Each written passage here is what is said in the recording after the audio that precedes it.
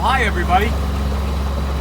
Yeah, this is your foot doctor, and this is my favorite pastime.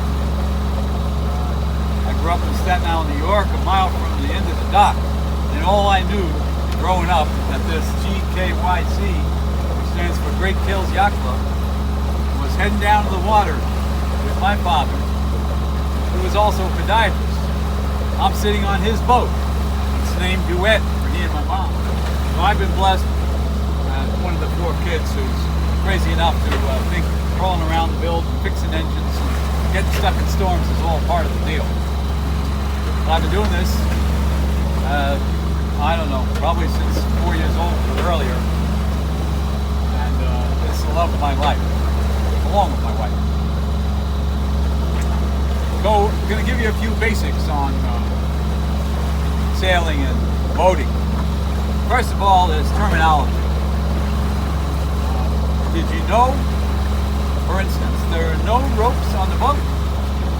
And Dr. Allen's doing the video here, so what am I talking about? Looks like they're ropes to me, huh?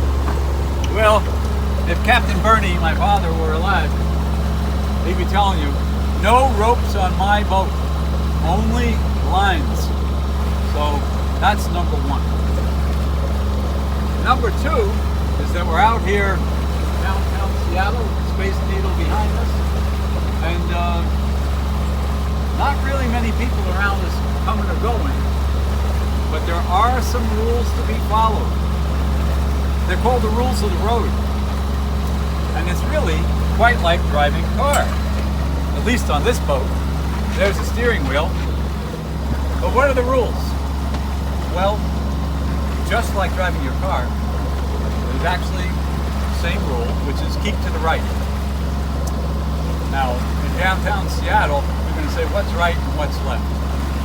Well, if 2 boats are approaching each other, each of them tries to keep to the right, just as you do on the road. And way out there, where the big ships are coming up and down Puget Sound, there's actually a marker in the middle of the channel, a yellow one, for the center of the channel. And the boats that are going from Tacoma out to somewhere north, they're over on this side, the Seattle side, and those coming in through the straits and heading down to Tacoma, they're over on the west side, heading down. So there's a couple of rules for you about rules of the road. The other ones about navigation, one of the simpler ones to remember, I'm looking for a buoy out here. That's those objects that float in the water.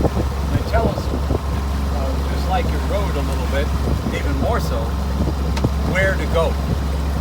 But when you're coming home, the rule is red, right, return. So when you are out there on the ferry next time and you see that ferry boat going around some big red marker and heading over to Bainbridge Island, for instance, you'll see they keep that red object on the right when they're returning.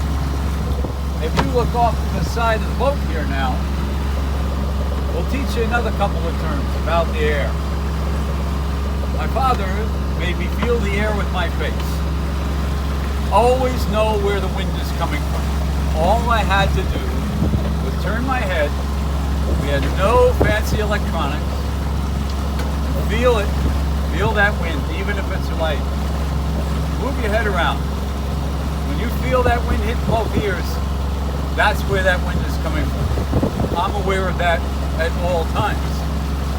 Now, when you can't feel the air, and it has died off, and you're out there sailing, you're going to be hunting for the air. So for this, you'll wish your cat was aboard. That's right. I said you'll wish your cat was aboard. Why do I say that? Well, Dr. Allen, turn that video over this way and look at the water. Look at the ripples on the water. And then you'll see patches where there are none. But when you're out here hunting for a breeze, you look for those cat's paws. That's what they're called. So funny terms, don't ask me where they came from. I learned them growing up, and I pass them on to my kids and grandkids. And all boaters use the same terminology.